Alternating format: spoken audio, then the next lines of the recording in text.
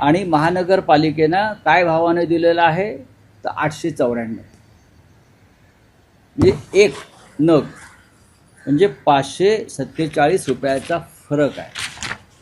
अशा तऱ्हेनं साधारण 550 कोटी रुपयाचा हा अपहार आहे.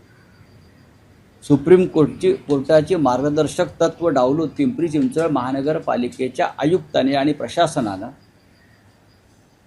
महाराष्ट्राच्या फडणवीस मंत्रिमंडळातील एका वरिष्ठ मंत्र्यानं एक फोन केला, दबाव आणला की हे काम यांना द्यायचं, टेंडर काढायचं नाही.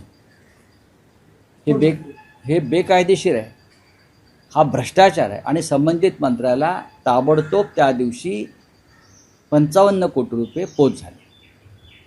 कोण म्हणतो बरं का, संबंधित मी त्याच्यामध्ये माझ्या पत्रामध्ये सांगितलं. हे मंत्री कोण देवेंद्रजींना माहिती आहे. मुंबई महानगरपालिकेला माझं पूर्ण होत आहे. हे पैसे त्या संबंधित वरिष्ठ मंत्र्याला मिळालेले, अधिकाऱ्यांना मिळालेले. याच्यामध्ये पिंपरी चिंचवड महानगरपालिकेचं प्रचंड नुकसान झालेलं आहे आणि अद्यापही गणवेश मुलांना मिळालेले नाहीत. कळलं? कोण आहेत हे भ्रष्टाचार करणारे? याने महाराष्ट्राची बदनामी झाली आहे. मुलांच्या शालेय शिक्षणाच्या साहित्यामध्ये खरेदी भ्रष्टाचार करताय, यात काय बदनामी होत नाही महाराष्ट्राची?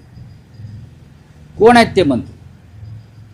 हे मंत्री जाहीर करावं स्वतः देवेंद्र फडणवीस यांनी. सुप्रीम कोर्टला तुम्ही जुमानत नाही. तुम्ही सुप्रीम कोर्टानं आखून दिलेल्या मार्गदर्शक तत्वांवरती काम करत नाही.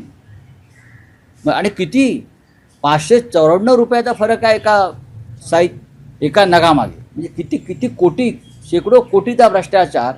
पिंपरीत कुठे गेले ते मुलुंडचे नागडे पोपटलाल? जाऊन नाचा तिकडे आता आयुक्तांच्या दालनाबाहेर. जर तुमच्या अंगावर कमरोती का कपडे उरले असतील तर दाखवा ना. कुठे ईडी, कुठे अँटी करप्शन?